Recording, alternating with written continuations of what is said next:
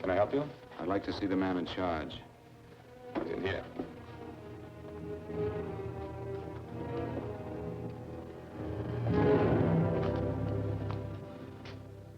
I want to report a murder. Sit down.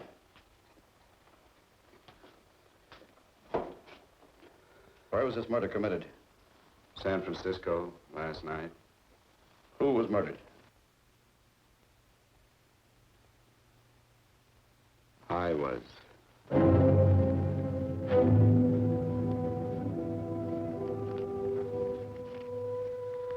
Well, do you want to hear me out or don't you, Captain? I don't have very much time. Your name Bigelow? Frank Bigelow? That's right. Answer the San Francisco APB. Send it direct to Inspector Bannon at Homicide. Tell him we found Frank Bigelow. Go ahead, Mr. Bigelow. Well, this involves some other people, Captain. A number of other people. You tell it any way you like. I live in a little town called Banning out on the desert. It's on the way to Palm Springs. I have a small business there. Paula? Yes, Mr. Bigelow? Give me a copy of Miss Hollis's 48 tax return, will you? Oh, you better get the 47, too. Yes, Mr. Bigelow. I don't think we took any depreciation on that new equipment last year. No, we didn't. I remember you said we could include it all this year. Sure, we can. Hey, Frank. Yeah, well. Peterson says he wants a financial statement before he can give me my loan. Hello, Kitty. I will. Well, I'm leaving for San Francisco today, but I'll be back in about a week. I'll take care of it for you then. Sure is a scorcher, isn't it? Well, I've seen him worse. Well, have a nice time, Frank. Yeah, thanks, Will. Paula, why don't you come down to the place and let me give you another permanent? Makes your hair so much easier to manage in all this heat. I can't afford it right now. Maybe next month. Yeah, here it is. No, we didn't take it. Well, we can do it this year. You work it out any way you think best. Have a nice trip, Frank. Sure, Kitty. See you when I get back. Bon voyage. Why don't you come down anyway, Paula? We'll work out a deal on that permanent. Thanks. Maybe I will. Hello? Oh, hello, Mr. Hawkins. Just a moment. Do you want him to send your ticket over? No, I'll pick it up myself. No, never mind. Mr. Bigelow will pick it up at the station. Bye.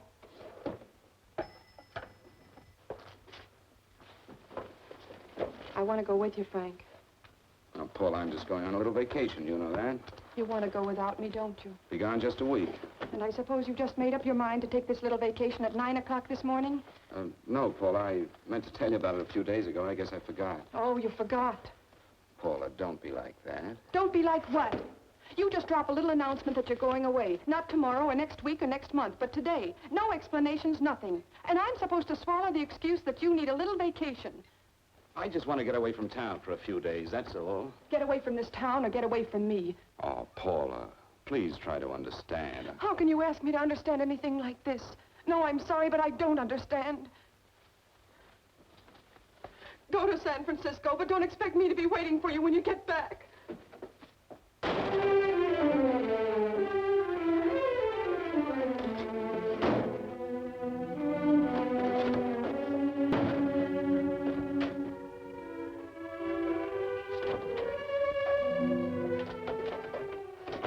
Paula, please, Paul. Come on, turn around, look.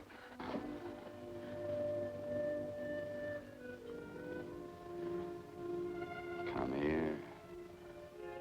Why do you do this to me, Frank? Why can't you be honest with me? As honest as I am with you? Do you have to go? I have to go, Paula. I know what I'm doing. All right, go. Go anywhere you like. You can go to blazes for all I care. Paula. Paula. Yes, I know I'm being foolish. Come here.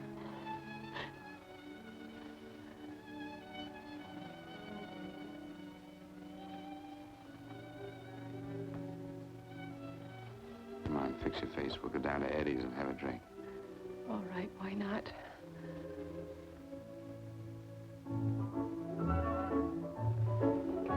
Hi, Paula. Hi, Eddie. Give us a couple of cold beers, will you? Coming up. Hi. Come on.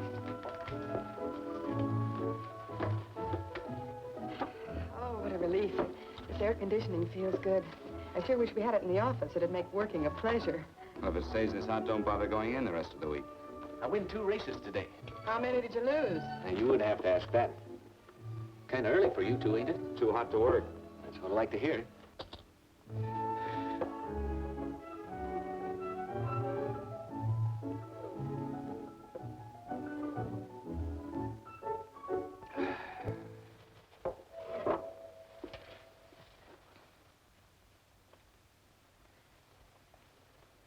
Frank, you'll take me with you, won't you?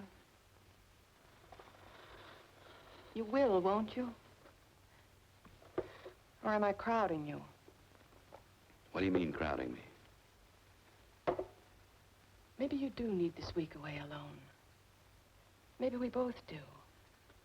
I know what's going on inside of you, Frank. You're just like any other man, only a little more so. You have a feeling of being trapped, hemmed in, and you don't know whether or not you like it.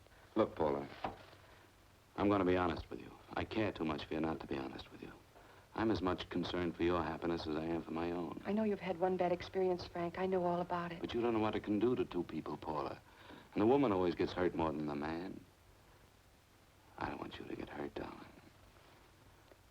More than anything in the world, I don't want you to get hurt.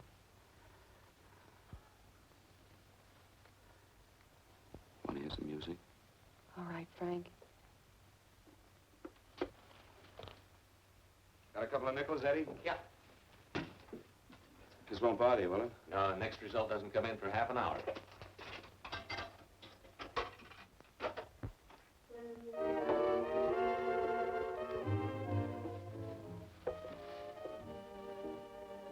I thought that by now we'd be married. No, I'm not going to crowd you anymore, Frank. Go to San Francisco. I don't like it, but I'm convinced that you must go.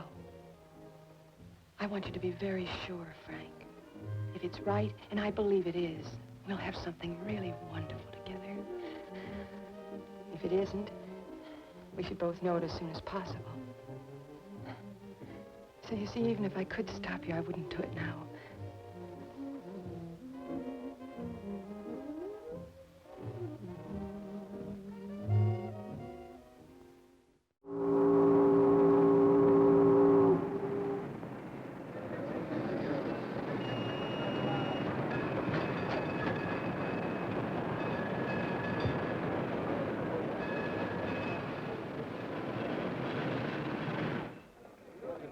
Yes, sir. My name is Bigelow. I have a reservation. Yes, sir.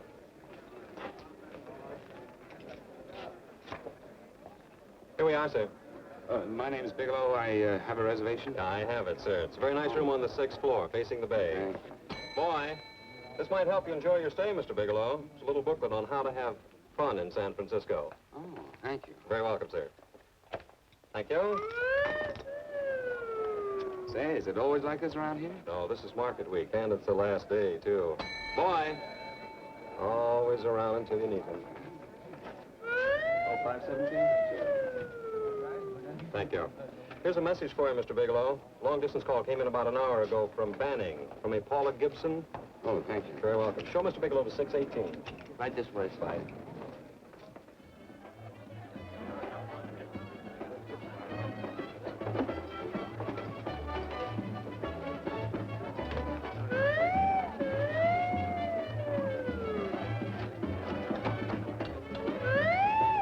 Right this way, Mr. Bigelow.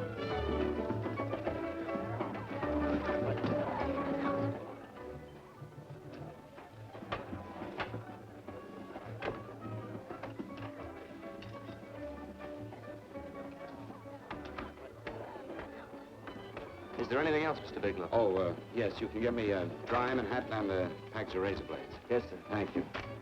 Oh, and you can leave that door open. Hello, operator. I want to speak to Miss Paula Gibson in Banning, California. Yeah, that's right. No, I'll wait. Hello? Hello, Paula. Oh, hello, Frank. How was the trip? Fine, just fine. Having a miserable time, I hope. Well, I don't know. I just got in. What was that? Market week. The place is crawling with traveling salesmen. You know, Charlie Anderson found out that you went away and he asked me to go out with him. Oh, really? How did he make out? I'm considering it. Is that what you called to tell me? I'll have you know that this call is strictly business, Mr. Bigelow. Did a Mr. Phillips phone you? Eugene Phillips of Los Angeles. No. He will. He phoned the office 3 times today. Said that he wanted to get in touch with you immediately. He said it's most urgent and imperative that he reach you at once. What did he want? I don't know.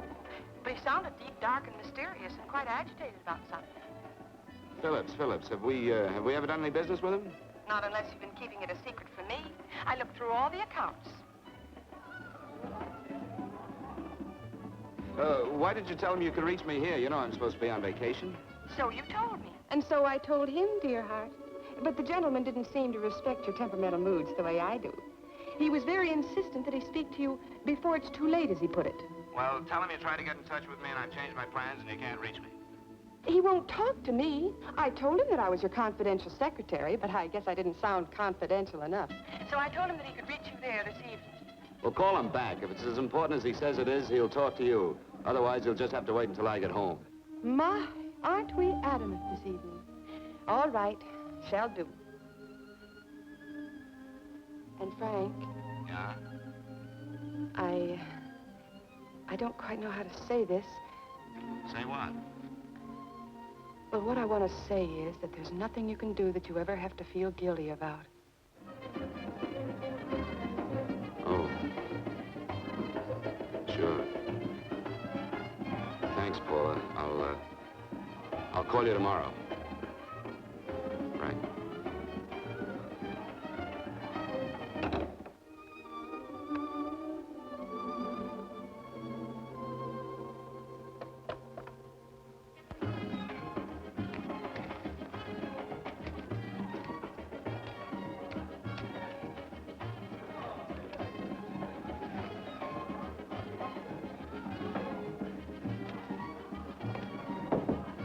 Oh, just put it there, please.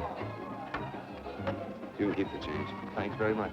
Say, how long has this been going on? Oh, it's been a madhouse all week, but they check out tomorrow. Oh? I thought you were with them. No, I'm just here on a vacation. Why does everybody come to San Francisco and tear loose? Excuse me. Say, I'm awfully sorry to bother you, but would you mind if I use your telephone? No, go right ahead. I'm just across the hall here. One of the boys is using my phone, and he's been on it for a half hour. I just want to call downstairs. Yeah, sure. Thank you. Room service, please. Hey, things really picked up the last few days, didn't they? You right up much business? Well, I'm not here on business. Oh, hello, room service? It's Mr. Haskell in 617. Yes, that's right. Would you send up 3 more bottles of bourbon and 2 scotch? Yes, that's right. Oh, and some more ice, too. Yeah. Oh, all right, thank you. You here all alone? Yes, I just got in town. Well, why don't you join us for a drink? Well, I don't want to barge in on your party. Oh, nonsense. It's not a party. Just a few of the boys entertaining some buyers. You know, the usual thing. A few drinks and some laughs. It's no party. Come on. Well, Come on. all right. I know what it's like to be all alone in a strange city. I'm Sam Haskell. I'm Frank Bigelow. You think some of these guys never been away from home before? Yeah. Hey, quiet down a minute. Hey, will you quiet down a second? I want you to meet Frank Bigelow. Hello. This is Jane Carlisle. Bill Welch. How are you, Mr. Wells? Glad to know you, Bigelow. Jane's the prettiest buyer in San Francisco. Oh, hey, I resent that. You don't think I believe him, Elaine? Well, he spreads that from coast to coast. Oh, gee. But it's good for my morale anyway. I'm George Cantwell. Glad to know you, Mr. Bigelow. Bigelow, yes. Right on much business? He's not here on business. Oh? Well, Well, why don't you get the man a drink before he dies of thirst? how about a little bourbon? Well, that's fine. Bourbon it is. Of course, Mr. Wallace. Yes, Mr. Wallace. But, Mr. Wallace, I'll need at least a week in Cleveland to visit all my accounts. I can't figure on being in Philadelphia until the 17th. Eddie, will you get off the phone? I want you to meet Frank Bigelow. Oh, hey, That's his boss. He's been trying for an hour to get his expense account boosted. Yeah, the way this guy holds on to a dollar, you'd think they weren't printing them anymore. Yes, Mr. Wallace. I'm leaving here the first thing in the morning. Yes, sir. Oh, keep your hips loose, Harry, like this. Oh, yeah. How's he doing? Oh, there's nothing wrong with Harry's drummer. The 2 years ago at the Murrays wouldn't cure. Hey, now, wait a minute. I was doing all right. This is Sue and Harry Brandis. Hello, good to sir. meet Glad you. How are you? Where'd you find her, Sam? On a dance marathon? Oh, perfect. Oh, Really? Oh, thanks. Say, I'll bet you could do the rumba. Well, a little, but I'm kind of rusty. Anything would be an improvement after Harry. Oh, how do you like that? Well, here goes. Hey, you're good. Oh, my wife, she's a good dancer, isn't she, Bigelow? Oh, yeah. Fellas, I thought you were going to show us a good time tonight. Is this doing the town? That's right. We practically bankrupt our stores to buy everything you've got. Then you keep us in this hotel room. I agree. This is my last night to howl before I go back to being a dutiful housewife. Well, it looks like we're stuck, boys. This is where we blow all our commissions in one night. And you're coming with us, Bigelow. Oh, no, thanks. You run along. I've got to get unpacked and have dinner. Oh, no, you're not going to get away from me. Now that I found a man who can dance, I'm going to hang on to him.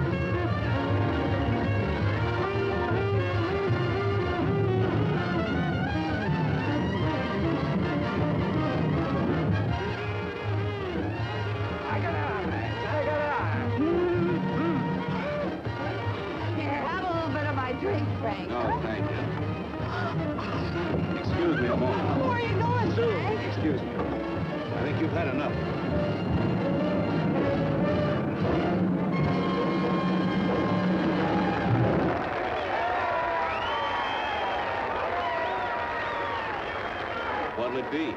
Bourbon and water, no ice. Nice, quiet place you got here. Wait till they hit the pitch in about an hour. That's when they really go out of their minds. Who's the blonde? Oh, she's one of the chicks that hangs around here. She's jive crazy. Come again? Oh, you ain't hip, pal. Jive crazy means that she goes for this stuff. Just between you and me, I don't get it either, but I gotta listen to it. They're all connoisseurs, music lovers. Me, I like Guy Lombardo. What's the matter with him? Oh, he's flipped. The music's driving him crazy. Come down, Jack. Oh, don't buy me, man. I'm being light. Is the blonde alone? Oh, sure, society. She always comes in alone. Drives a big convertible, wears a mink coat, but knows everybody. But she always comes in alone. Thank you. I wanted to kiss you. I tried to... Give me another blast, Leo. When you... What's your story, Jeannie? Easy.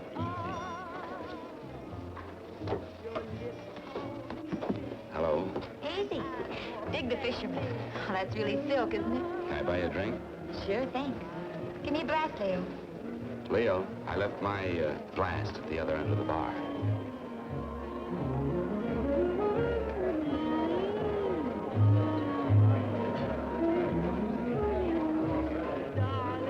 My name is Jeannie. What's yours? Frank? I've never seen you here before, Frank. Well, I've never been here.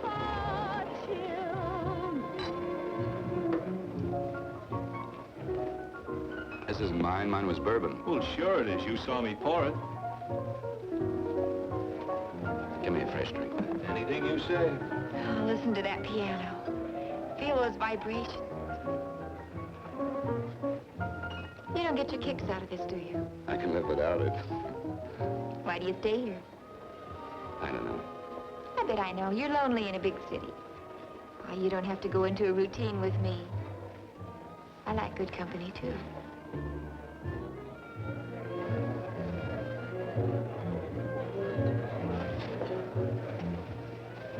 Say, there are some people there I want to avoid. Couldn't we get out of here? Let me think about it. Oh, come on. How about going somewhere else? Huh? Why don't you meet me later? Okay. Where? I tried to forget you, but you whispered, darling, I love you. Call me at that number later. It's my next stop. They've got a band there that'll really send you. See you, Jeannie. Easy.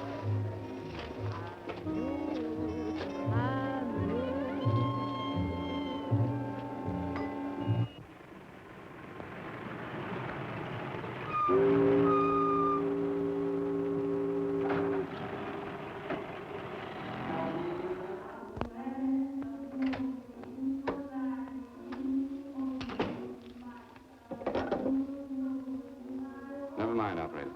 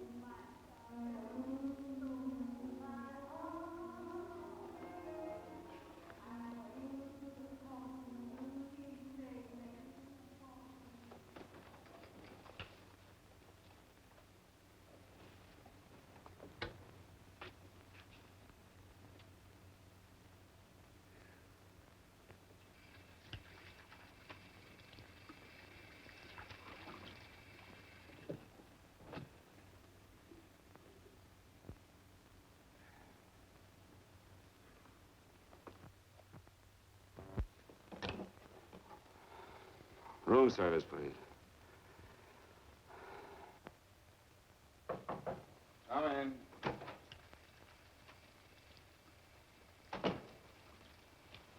Be right with you, waiter. Yes, sir. Rest well, sir? Yeah, sure. May I? Go ahead. It's on there for you. Thank you, sir. Would you like anything else? Oh, thank you, that's all. Waiter, Yes, sir. take this away.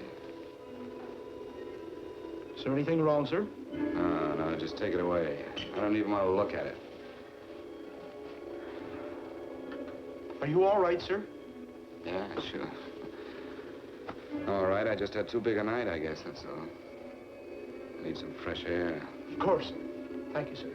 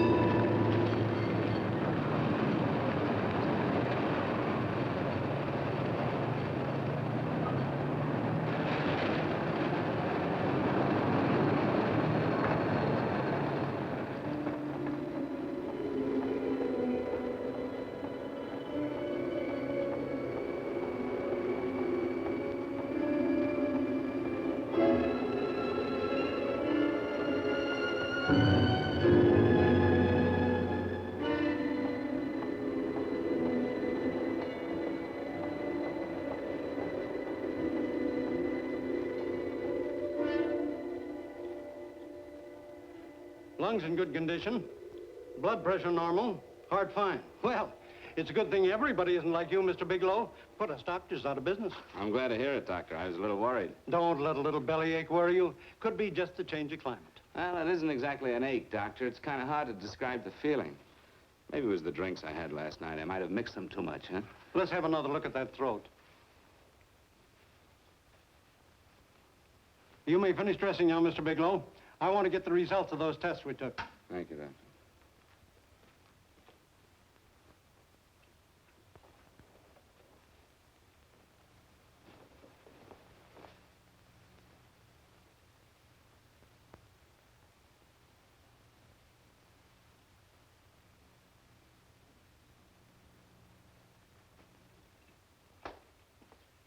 Mr. Bigelow, this is Dr. Schaefer. Hello, Doctor. How are you? Sit down, Mr. Bigelow. According to the information you gave Miss Wilson, you're not married, Mr. Bigelow. That's right. Do you have any relatives, family, anyone in San Francisco? No, no one. I don't know a soul in San Francisco. Where is your home? What is this, Doctor? Why all the questions? You're a very sick man, Mr. Bigelow. Sick? But you told me I was in good shape. Yes, I know. But my preliminary examination didn't reveal your true condition.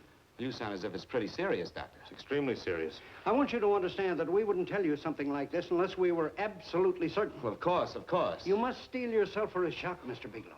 Well, go on, Doctor. What is it you're trying to tell me? Our tests reveal the presence in your body of a luminous toxic matter. What is that exactly? A poison that attacks the vital organs. Poison? We have no alternative but to tell you this. Your system has already absorbed sufficient toxin to prove fatal. I wish there was something that we could do. What do you mean, wish? You mean there's nothing? There is nothing anyone can do. This is one of the few poisons of its type for which there is no antidote. Well, this is fantastic. This is the most ridiculous thing. You don't have very long. What do you mean? A day, possibly a week, 2 weeks at the outside. It's hard to say exactly. Well, this is impossible. I don't believe it. You've made a mistake. That's it. It could be a mistake, couldn't it? You have made a mistake, haven't you? Answer me. Dr. Schaefer is an authority on toxicology. Been no mistake, Mr. Bigelow. Do you realize what you're saying? Well, you're telling me that I'm dead. Do you think you can explain my life away in just a few words? Why, I don't even know who you are. Why should I believe you? You must calm yourself, Mr. Bigelow. We want to offer you every assistance that we... Assistance? Who wants your assistance? Who wants anything from you? You're nothing but a couple of phonies. Why, I think you're crazy. That's it. You're crazy. The both of you. You're crazy.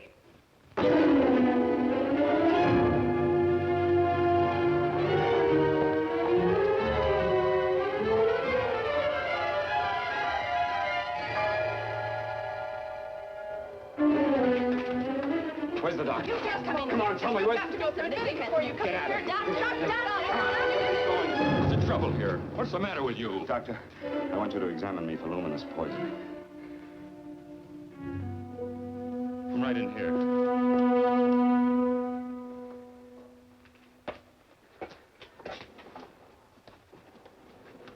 Yeah, you've got it all right. Your system has already absorbed it. Are you sure, Doctor? Are you absolutely certain? Couldn't there be some mistake?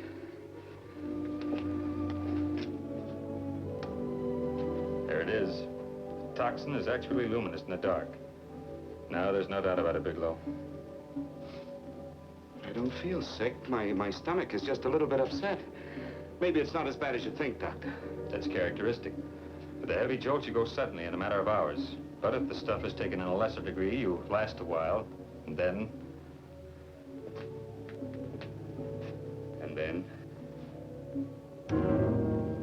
Give it to me straight, Doctor. Well, a number of things are involved. The systemic condition of the individual, the amount consumed, exertion. Yes? You won't feel too badly for a while. Then it will happen suddenly. A day, 2 days, a week at the most.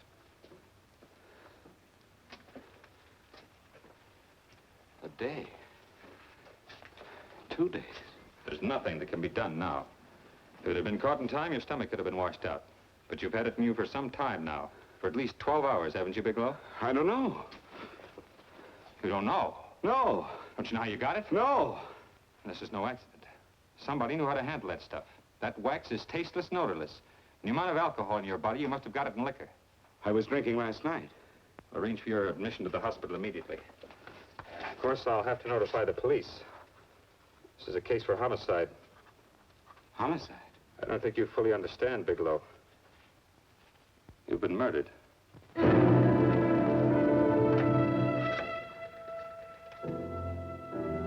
Get me police headquarters, please. Homicide Bureau.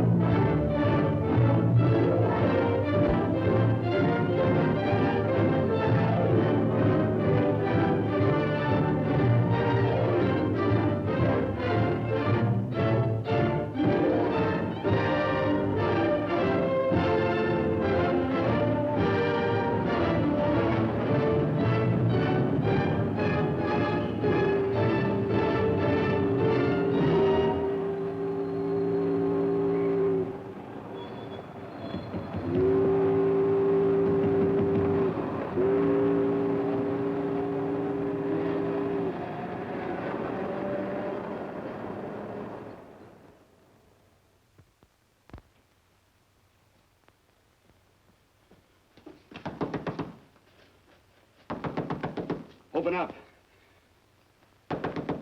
Open this door, I tell you. Open it up or I'll break it down.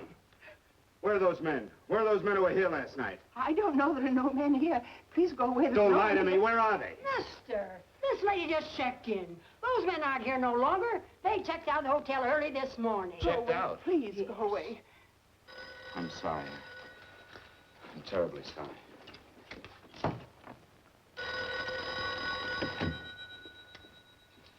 Hello? Please, Mr. Bigelow, my eardrums. Oh, hello, Paula.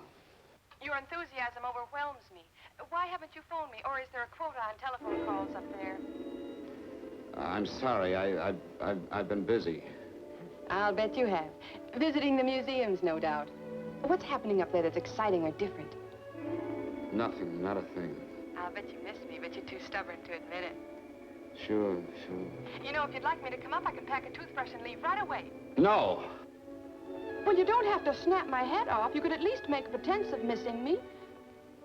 I'm sorry, Paula. Of course I miss you. Listen, Paula, Paula, it's just that I don't feel like talking now. I'll call you later. Don't strain yourself.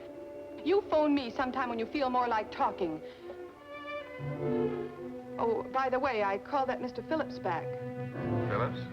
Yes, you know, the man that tried to reach you. Well, I'm afraid you'll never know why it was so important that he speak to you. His office said he died yesterday. Frank, are you there? Did you hear me? Died? When? Yesterday. So you won't have to bother your little head about him anymore. You can just go ahead and have fun. Paula, what did he die from? Do you know? I suppose he died from whatever people usually die from. Well, didn't they tell you? Don't you know? What are you getting so excited about? You said you didn't even know the man. Listen, where's his office located? What difference does it make? You can't talk to him now. I told you the man's dead. Paula, will you stop talking so much and tell me where his office is? All right. It's the Phillips Importing and Exporting Company, Bradbury Building, Los Angeles. Bradbury Building, Los Angeles. That's right. Say, this is really a switch. Listen, if you want to reach me, I'll be in Los Angeles. Are you out of your mind? I'm sorry, Paula. I've got to hurry. Wait a minute. Where in Los Angeles? The Allison Hotel. Goodbye, Paula.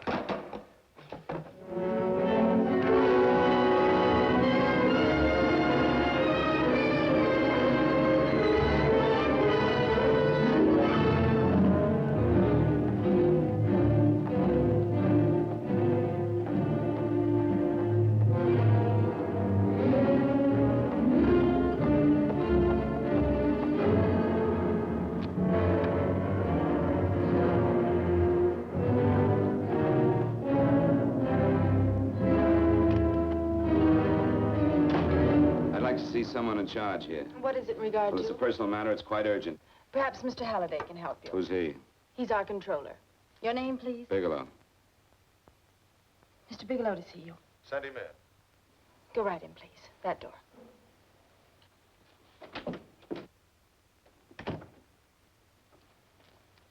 Mr. Bigelow? How are you, Mr. Halliday? What can I do for you? Well, Mr. Phillips phoned my office several times yesterday. I'd like to find out what it's all about. You know Mr. Phillips died yesterday? Yes, I know. Well, I don't understand. If he phoned you, didn't he tell you what it was about? Well, he didn't speak to me. I wasn't in my office at the time, and he wouldn't tell my secretary. Well, I'm afraid I can't be of much help, Mr. Bigelow. I've no idea why Mr. Phillips tried to reach you. I'm sorry you had to make the trip for nothing. How do you know I made a trip? I didn't say anything about making a trip. I merely said he phoned my office. My office could be here in Los Angeles. Miss Foster, Yes? didn't you mention something yesterday about Mr. Phillips speaking with Mr. Bigelow in San Francisco? I said that he had phoned Mr. Bigelow's office in Banning, but that Mr. Bigelow was staying at the St. Francis Hotel in San Francisco. I'm sorry you misunderstood me. Do you know why Mr. Phillips called? No, I don't. All right, thank you, Miss Foster. You can understand that we've been somewhat upset around here. Now, if you don't mind,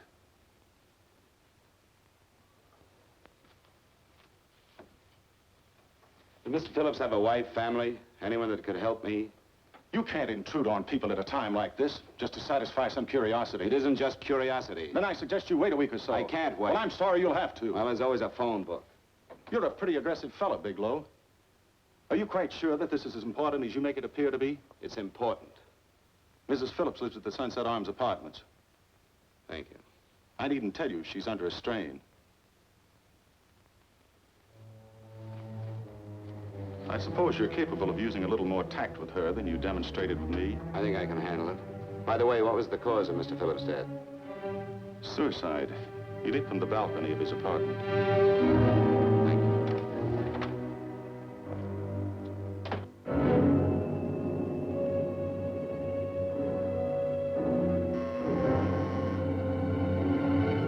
Come in, Mr. Bigelow.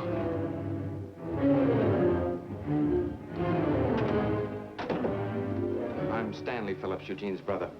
Halliday phoned that you were coming.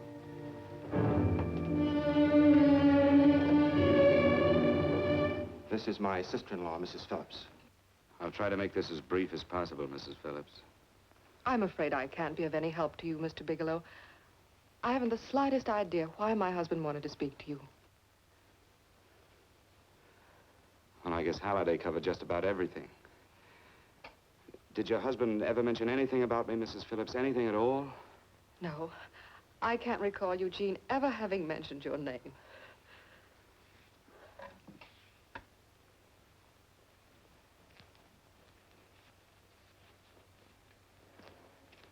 I hate to ask you this, Mrs. Phillips, but it's of vital importance to me. Do you know why your husband committed suicide? Oh. You're certainly not the most diplomatic person in the world, are you, Bigelow? Were you a friend of my brother's? I never met him.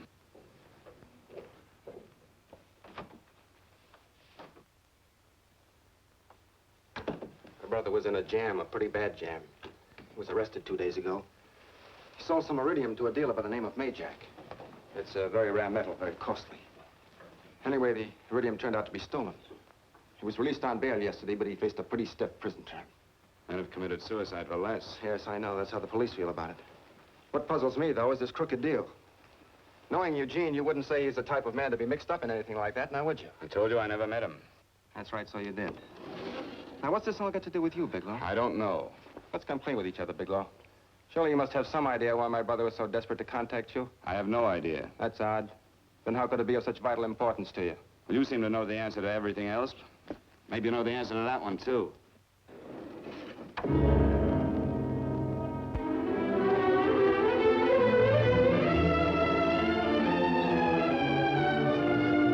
There's a message here for you to call operator 82 at Banning. Oh, thank you. Show Mr. Bigelow to room 821. Say, would you have the operator put this call through to my room right away? I'll take it up there. Thank you. Hello, operator. Here, I'll call you if I need anything. Thank you, sir. Hello, Paula? Well, Sinbad, I'd just about given you up for lost. Now, do you mind telling me just why you rushed down to Los Angeles? I can't explain it to you just now, Paula. I just can't explain it. What's going on, Frank? You don't even sound like yourself. Well, I'm just a little tired, Paula, that's all. But I miss you. Oh, Frank. I can't tell you how good it is to hear you say that. And here I was worrying that I'd lost my charm. When are you coming home, Frank? Soon, Paula. I'll be home soon. I'll go right out and get myself a permanent so I'll be pretty when you see me. Hey, guess what? I found that Phillips name in your notarial ledger. Notarial ledger? Yes, of all places. I remember now I made the entry myself. You had notarized a paper one morning before I came to work. What kind of paper was it?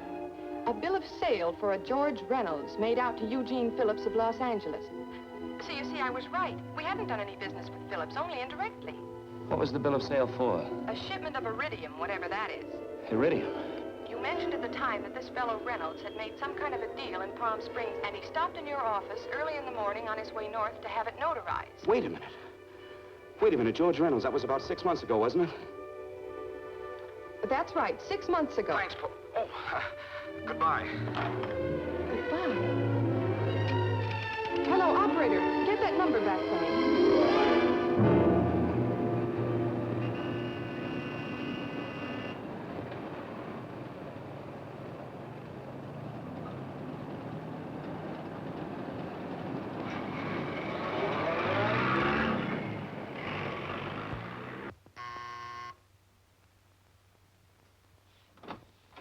I've got to talk to you, Mrs. Phillips.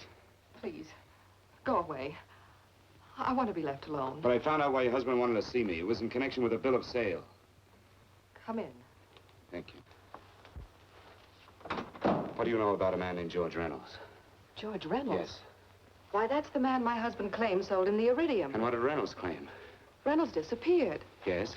About 2 months ago, my husband grew suspicious that something was wrong.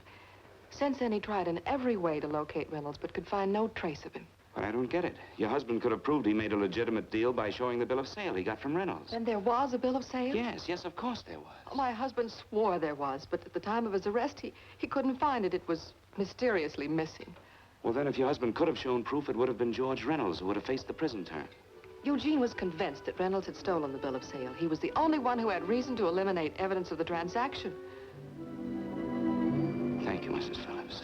Thank you very much. You've been very helpful. Oh, if you'd only come sooner, Mr. Bigelow. My husband might be alive today. I know.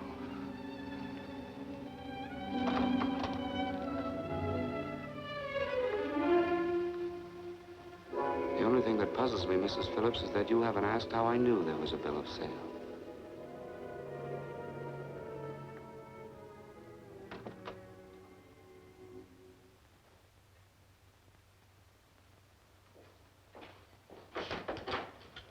Mr. Holliday isn't in. He should be back shortly. I think you're the one who can help me, Miss Foster. Mr. Phillips tried to reach someone else before he called me yesterday, didn't he? Why don't you ask Mr. Holliday? Obviously, Mr. Holliday wasn't here yesterday, or he wouldn't have had to learn from you that Phillips called me. And you're the logical person to know who else Phillips called. I don't believe that's any of your business, Mr. Bigelow. Don't think you're revealing anything confidential, Miss Foster. I know that he tried to reach somebody else. Mrs. Phillips told me. You're bluffing, Mr. Bigelow. I don't know what you're after, but you're trying to trick me. Mrs. Phillips didn't tell you a thing. How do you know that? Mrs. Phillips knows nothing about it. She doesn't. Well, why wouldn't she? Wait a minute.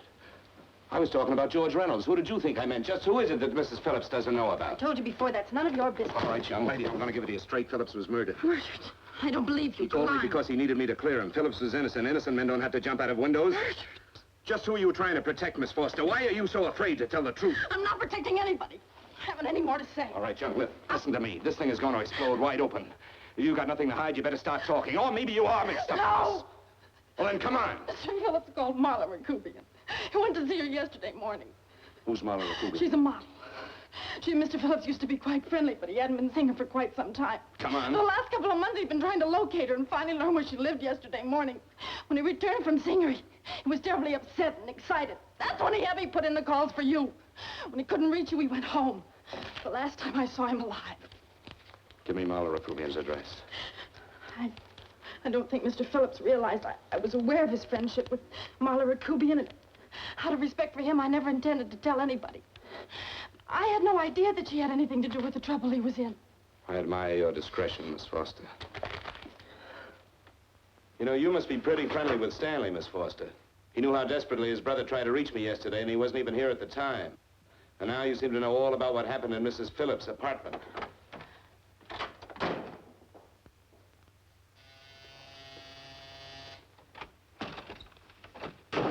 Miss Rakubian? Yes? What do you want? Get out of here or I'll call the Go police. ahead, call him. Oh, go ahead, call him. Going on a trip, huh? Yes, going away for the weekend. Sailing for Buenos Aires tomorrow, some weekend. I'll send you a postcard. Now get out of here. Who are you going with, George Reynolds? Never heard of him. I suppose you've never heard of Eugene Phillips either. Just who are you? What do you want? Never mind who I am. Where's Reynolds? I told you I don't know him. Now, will you get out of here and leave me alone?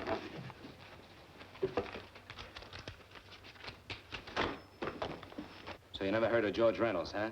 And don't try to tell me that this isn't him because I've seen him. If you think you can scare me, you're crazy. Look, I know that Phillips came here yesterday. And right after he left, he was pushed out of a 6-story window. Pushed? Phillips committed suicide. Your playmate Reynolds murdered Phillips. And then he went up to San Francisco to get me. Because I knew about a certain bill of sale. I don't know what you're talking about. You're in this right up to your pretty little neck. I'm not mixed up in anything. Get your hands up. Drop that picture on the couch. Turn around. Don't get any ideas because I'm not afraid to use this. Give me your wallet.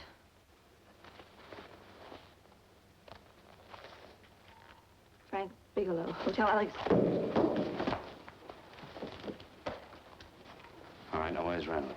I don't know. I don't know where he is. Is that what you told Phillips yesterday? I told him exactly what I'm telling you. I haven't heard from him in months. Yeah? You're mighty careful of the picture of a man you haven't heard from in months. What does the Ray stand for? It was a pet name. Do you mind? Oh, it sounds very cozy, Miss Rakubian. You and Reynolds call each other pet names while you make a sucker out of Phillips. Phillips made the deal because he wanted it. Yeah? I'll bet you weren't above using what it takes to help make him want it. Who's paying for this trip? I am. Really? A first-class trip to Buenos Aires on a model salary. Don't make me laugh. Since you and Reynolds aren't seeing each other anymore, you don't mind if I keep this to you. If I were a man, I'd punch your dirty face in. You know, I really believe you would. Oh, I almost forgot. Your tickets. Don't be surprised if I'm there to see you off.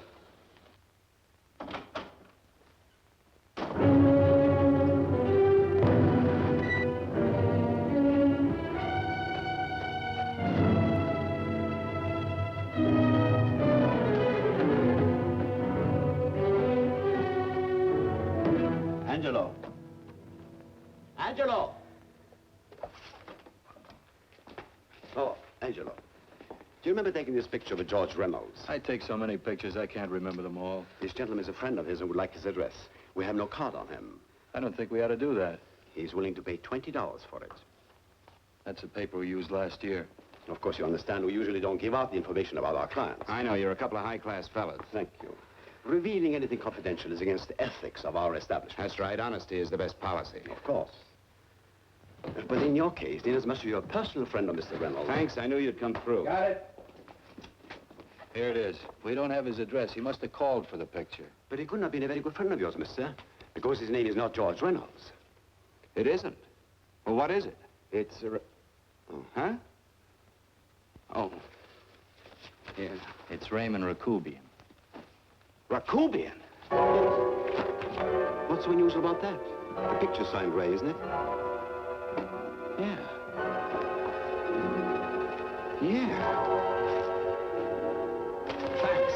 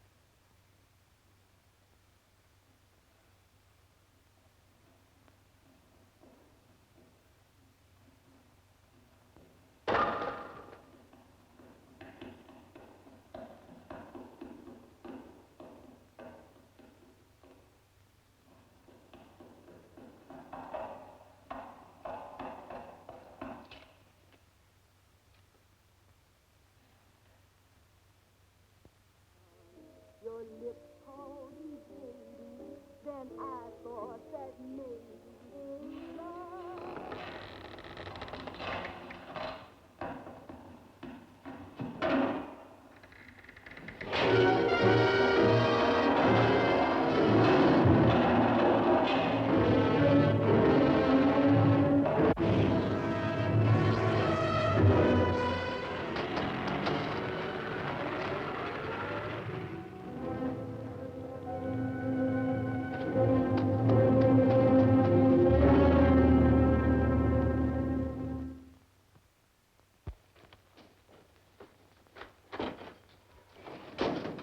Bigelow, are you all right? Can I get you anything? No, thanks. Do you know this man? No. No, I don't think so. Are you sure you've never seen him? I'm quite sure. Does the name Raymond Rakubian mean anything to you? No, I never heard of him. Why? He also uses the name George Reynolds. This is Reynolds? That's right. Well, where can we find him? That's what I want to know. Tell me something, Halliday. You're the controller here. How come you didn't know about that bill of sale? Phillips made that deal before I came to work here. Yeah, but you still keep records, don't you? For some reason, which is none of my business, Phillips preferred to keep that among his personal papers. Now, does that answer your question? You came in here today asking for some information that you needed, and I tried to be as cooperative as I could. But now you're beginning to annoy me. So get out before I throw you out.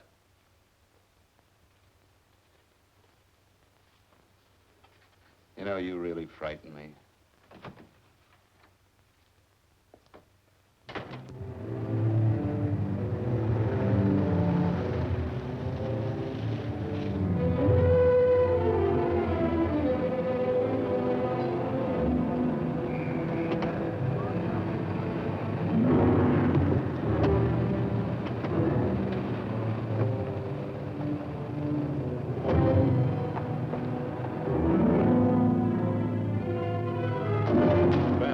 time you showed up, Bigelow.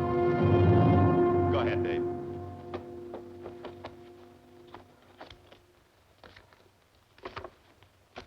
Real cute, ain't you, Bigelow?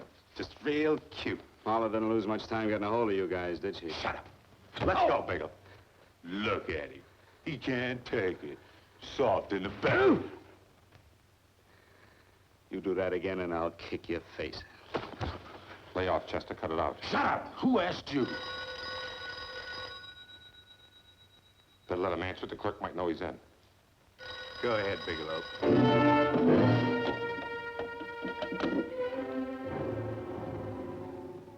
Hello? Frank. Frank, why did you hang up on me? I've been trying to get you for hours. I'm sorry, Paula.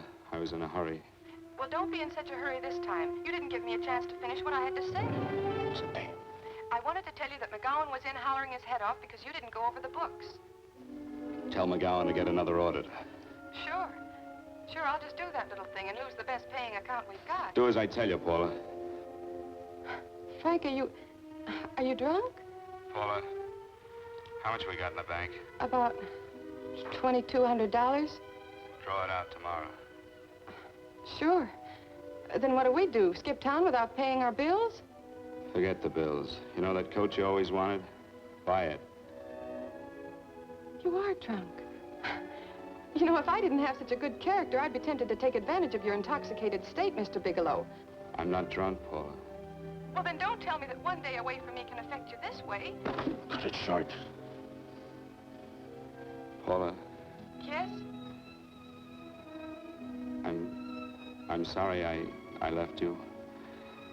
I never realized how much I love you. But I know it now.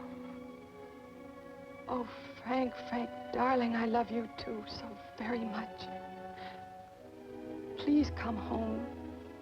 I miss you terribly. I said cut it short. I'd just love to let you have it, Bigelow. Let's go, Chester. This guy's kept us waiting long enough now. Walk in front of me, Bigelow. And keep your mouth shut. If you so much as look cross-eyed at anybody, I'll blow the back of your skull out.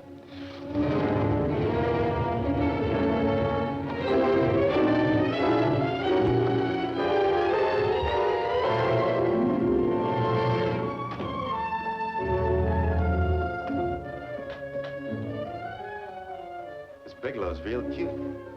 He wanted to get tough with Chester. He don't know Chester.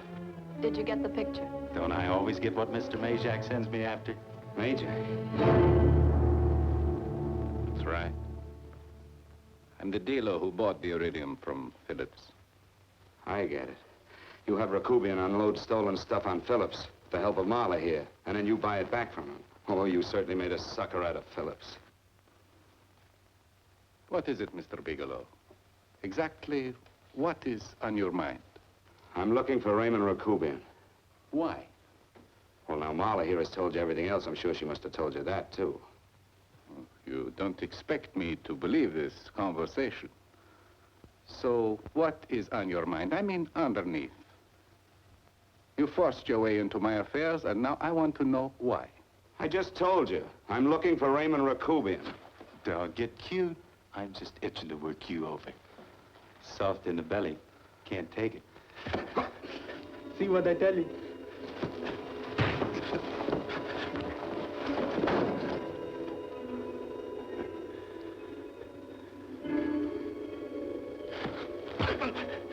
Can't do that to Chester. I'm gonna blow your guts out. Easy. Lay off, Chester, not now. Look at him. He's so scared of Chester, he'd talk now. He's not afraid, Chester. You can tell from a man's eyes when he is afraid. Look at his eyes.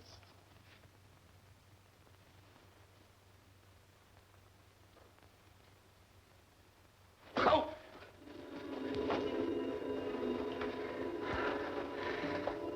I'm telling you, Mayjack, you better keep him away from me or he's really gonna have to use that gun.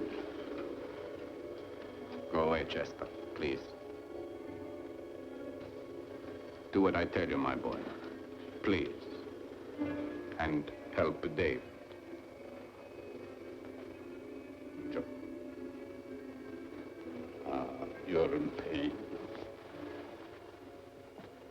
is an unfortunate boy. He's psychopathic. He's unhappy unless he gives pain. He likes to see blood. Come with me, Mr. Bigelow.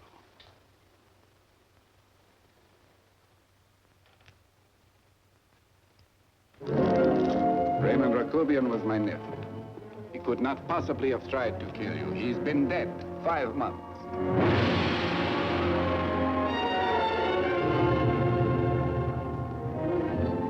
I'm afraid you have been sidetracked. Provided it is true that somebody made an attempt on your life. Somebody made an attempt again today. I had no reason to kill you, believe me. What do you mean you had no reason? I notarized a certain bill of sale. You notarized the bill of sale for Reynolds, not Rakubian. Now, what I told you was true. I had no reason to kill you. That's a closet, Mr. Bigelow. And under other circumstances, you could go home now. But now you present a problem. You know too much, and I am in danger. Chester! Suppose I were able to prove to you that I only want to find the person who tried to kill me, and I won't cause you any trouble. You know I can go to jail for 10 years for this little business. 10 years. At my age, that's my life. That means my entire life. With my life, I do not take chances. I am sorry, believe me. You want Joe to go with you? No. Just Bigelow and me. And baby makes 3. But Mayjack. Goodbye, Mr. Bigelow, and forgive me. Let's go, Bigelow. I guess you won't be there to see me off.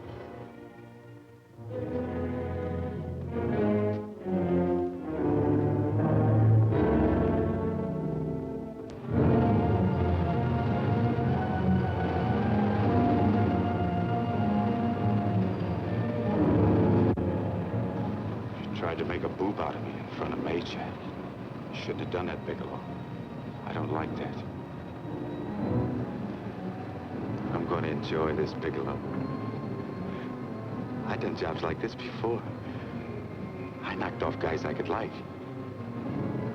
But I don't like you, Bigelow. I never liked that puss of yours from the minute I seen it. Yeah. I'm going to enjoy this.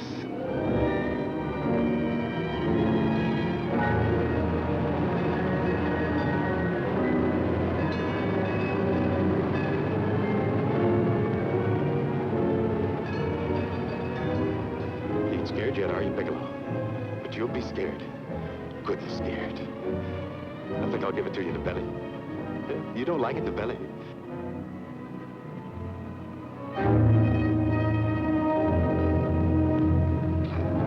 Good. Try it. I'd just love you to try it, Bigelow. Why don't you try it? Go ahead.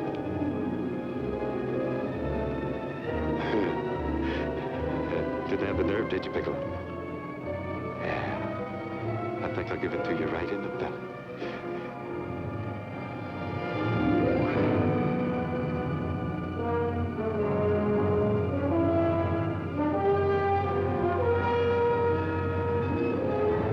It takes longer when you get it in the belly. It's nice and slow. That's the way I want to see you go, Bigelow. Nice and slow.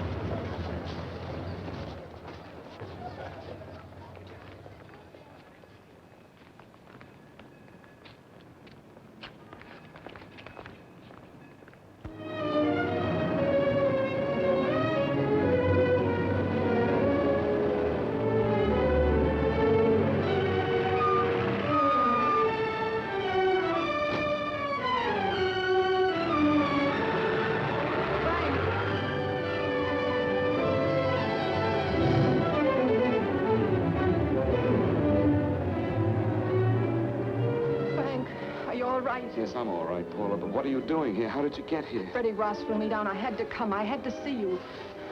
You shouldn't have come, Paula. You shouldn't have. What is it, Frank? You're in some kind of trouble. I know it. Look at you. You're a sight. Your clothes look as if you've slept in them.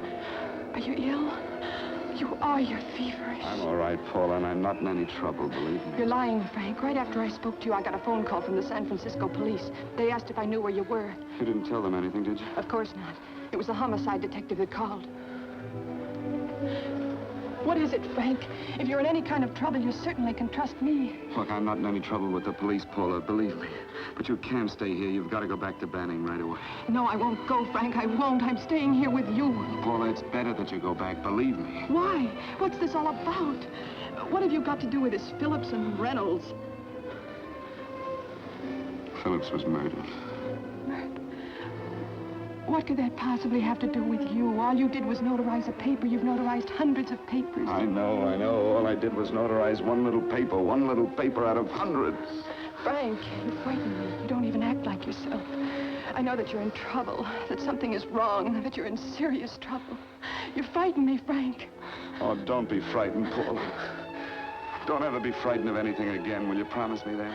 I love you so much, darling, more than you seem able to understand. Oh. I never really knew happiness until I loved you. Sometimes when I used to be afraid that you weren't sure how you felt, I tried to hold back, but I couldn't. Losing you would have been losing everything. There would have been nothing left. Don't, Paula, don't.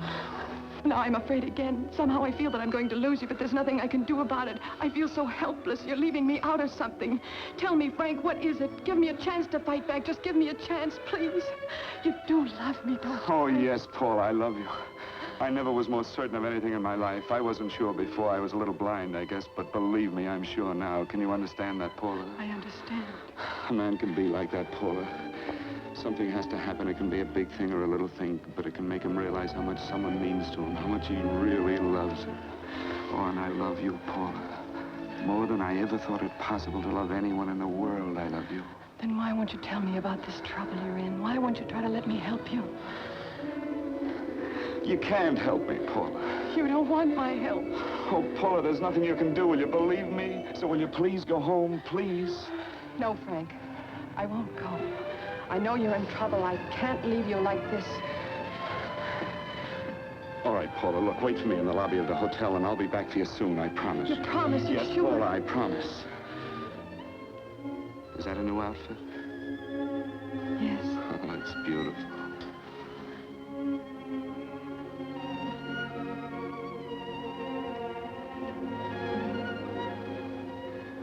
You'll come back to me, won't you, Frank? Yes, Paula, I'll come back, I promise. Please hurry, darling. Oh, I love you. I love you, Paula.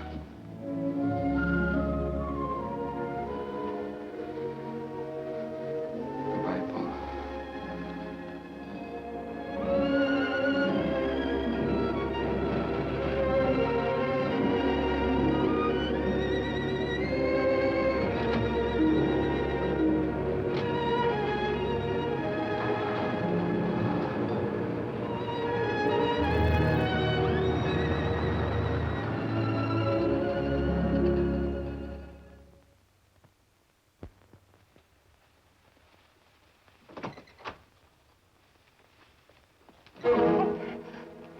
Stanley here? You sure? All right, get in there. Now get Stanley on the phone. Tell him to come over here right away. Use any excuse you want. What are you going to do? What was Stanley going to do when he used me for a clay pigeon today? I don't know what you're talking about. Don't act innocent with me. I fell for that once. I don't know what you mean. I told you everything you wanted to know this morning. Yeah, you told me just enough so I'd get sidetracked and wouldn't know that Stanley was the one I was after. Stanley? Oh, no. You and Stanley have been together on this from the start. Now, come on, get on that phone and call him. Don't let him know I'm here. Bigelow.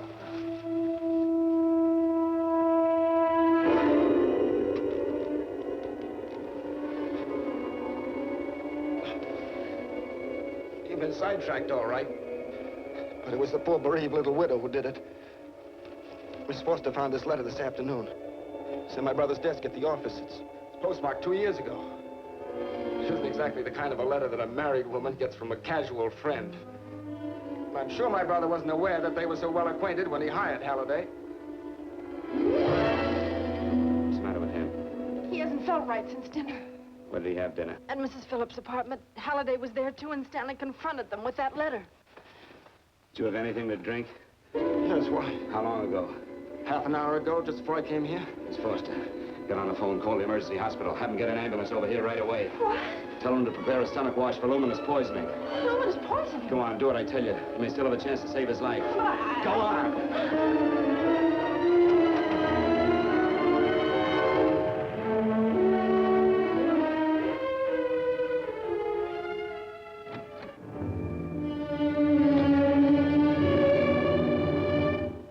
I found George Reynolds, Mrs. Phillips.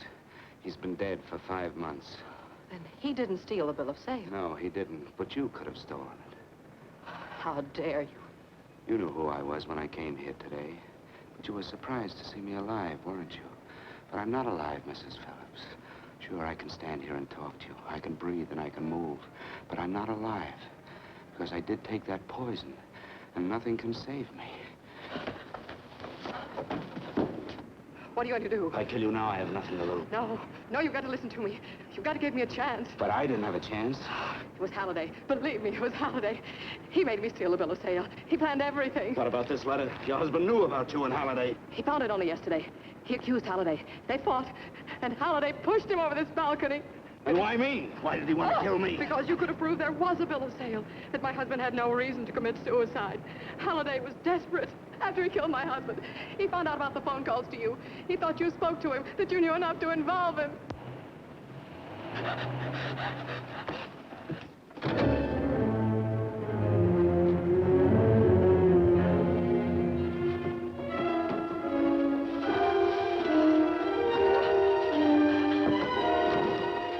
Where's Halliday? Where is he? He's in the office. This time you don't want him.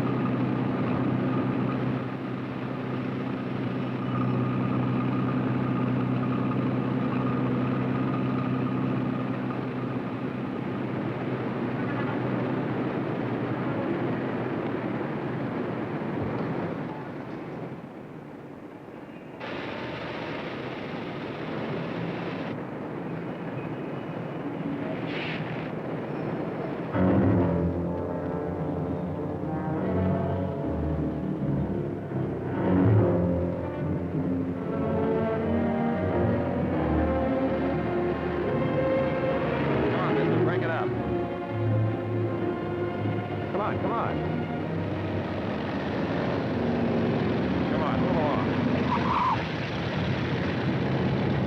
Come on, let's break it up. Move along now. Let's get going. Come on.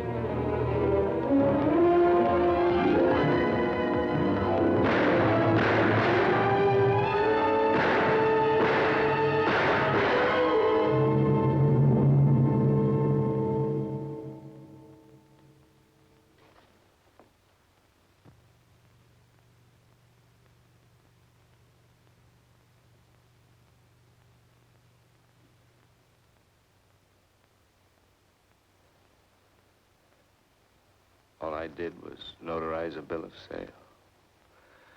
But that piece of paper could have proven that Phillips didn't commit suicide. He was murdered. And that's why Halliday poisoned me.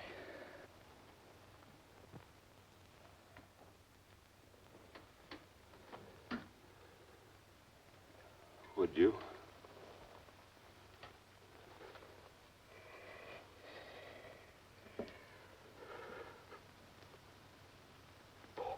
Paula.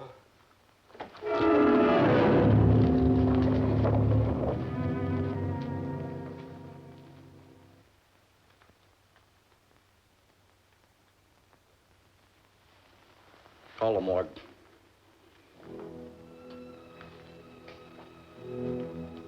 Johnson, you go to the Allison Hotel, find Paula Gibson. Don't tell her anything. I'll break it to her.